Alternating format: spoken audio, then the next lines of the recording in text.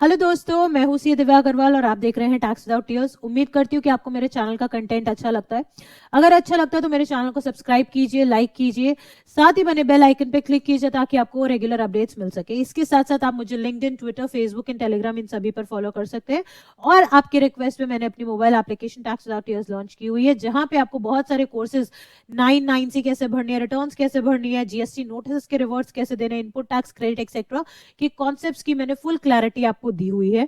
तो वो क्लैरिटी आप ले सकते हैं वहां से। और साथ ही अब जो 48 जीएसटी काउंसिल मीटिंग के बाद बहुत सारे चेंजेस हुए, तो topic by topic regular basis पे मैं वीडियोस अपलोड कर रही हूँ ताकि आपको पॉइंट टू पॉइंट क्लैरिटी मिलती जाए। अब दोस्तों, जैसा कि आपको पता है, जनवरी में अब दिसंबर मंथ की रिटर्न भरने का टाइम आ गया है, यानी जीएसटीआर 1 एंड 3 भी। बट इस समय आपको ध्यान किन बातों का देना है? बहुत सारे चेंजेस आए हैं, लेकिन कुछ ऐसे चेंजेस भी हैं जो हमारे रिटर्न्स को इंपैक्ट कर रहे हैं।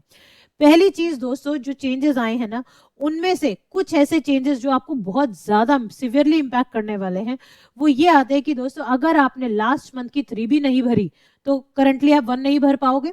तो आपको पहले पुरानी पेंडेंसी क्लियर करनी पड़ेगी, फिर आप 1 भरेंगे, जो आपका नॉर्मली रूल नंबर 56 में है। ये वाला चेंज 59 में, सॉरी 59 सब सेक्शन 6 में, सब रूल 6 में।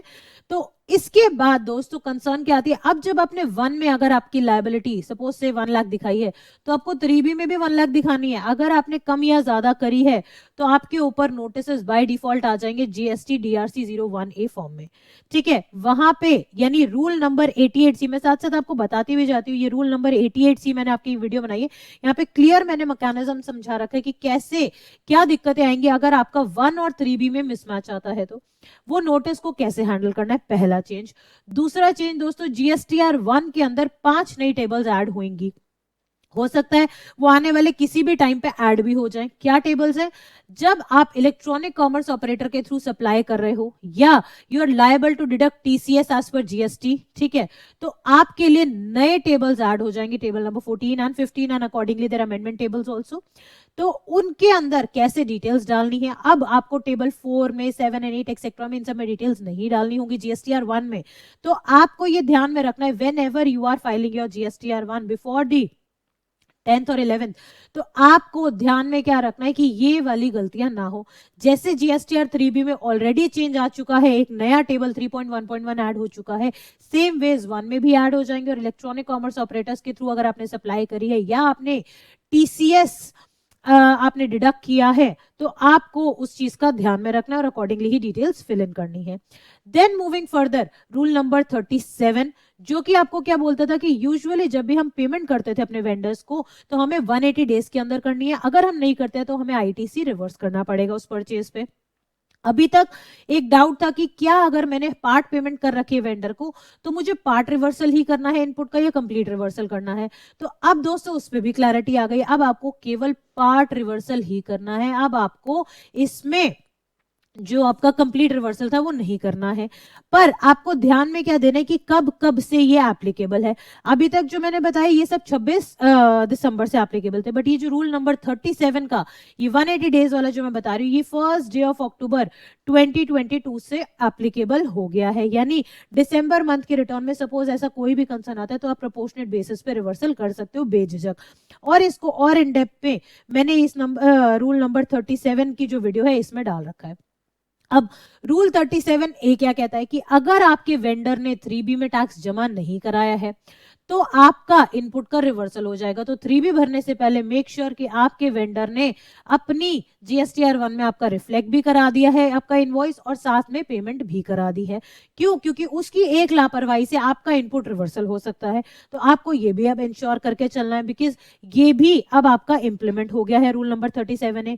कब से हुआ है? अगेन अब ये वाला रूल आपका 26 दिसंबर 2022 से एप्लीकेबल हुआ है, बिकॉज इसमें कोई डेट ऐसा स्पेसिफाइड नहीं है।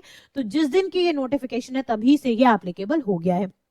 अब इसके बाद दोस्तों सबसे पहले जो अभी तक मैंने बताया कि 1 एंड 3B की लायबिलिटी मैच होनी चाहिए, नहीं तो नोटिस के लिए तैयार रहिएगा। दूसरी चीज, जीएसटीआर 1 में जो टेबल्स ऐड हो रहे हैं उसमें ध्यान दीजिएगा। तीसरी चीज, अगर 3B भरते वक्त अब आपको क्या ध्यान में रखना है कि आपका आईटीसी रिवर्सल अगर आपका नॉन पेमेंट टू वेंडर की वजह से, तो आपको सिर्फ प्रोपोर्शनेट रिवर्सल ही करना है। ठीक है।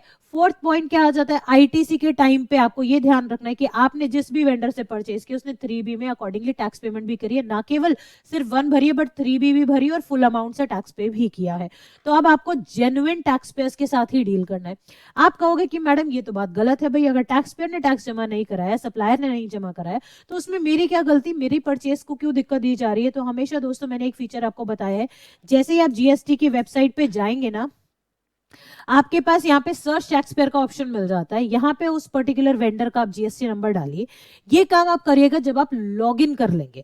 ठीक है। लॉगिन करने के बाद आप जीएसटी नंबर डालिएगा और जब आप देखेंगे नीचे ना, आप उसकी रिटर्न फाइलिंग टेबल्स को समझ पाएंगे कि क्या वो टाइमली कंप्लायंस कर रहा है या नहीं कर रहा है, या किस तरह से कर रहा है, वो सारी डिटेल्स आपको मिल जाएगी। जैसा कि पहले ऑलरेडी एक कंप्लायंस रेटिंग एक नीचे साउथ में स्टार्ट हो चुका है, वैसे ही ऑल ओवर इंडिया भी होपफुली बहुत जल्दी स्टार्ट हो जाएगा, जिससे जो आपको ये इशू है ना कि हम सप्लायर्स की गलती हम क्यों भुगते, तो आप उसका स्कोर कार्ड एक तरह से चेक कर पाएंगे और बेसिस दैट आप डिसीजन लीजिएगा कि आपको उस वेंडर के साथ डील करना है या नहीं करना है। आई होप दोस्तों जो अब ये हमें 1 और 3 भी भरनी है ना, उसमें जितने भी ये पॉइंट्स हैं आप इनको जरूर ध्यान में रखेंगे और आप अकॉर्डिंगली अपने रिटर्न्स भरेंगे। इनकी इन डेप्थ डिटेल आपको चाहिए तो यहाँ पे मैंने सेपरेट वीडियोस बना रखी हैं, जिनमें प्रॉपरली ये एक एक रूल को और ये एक एक टेबल को मैंने एक्सप्लेन किया हुआ है। Thank you so much friends and have a nice day.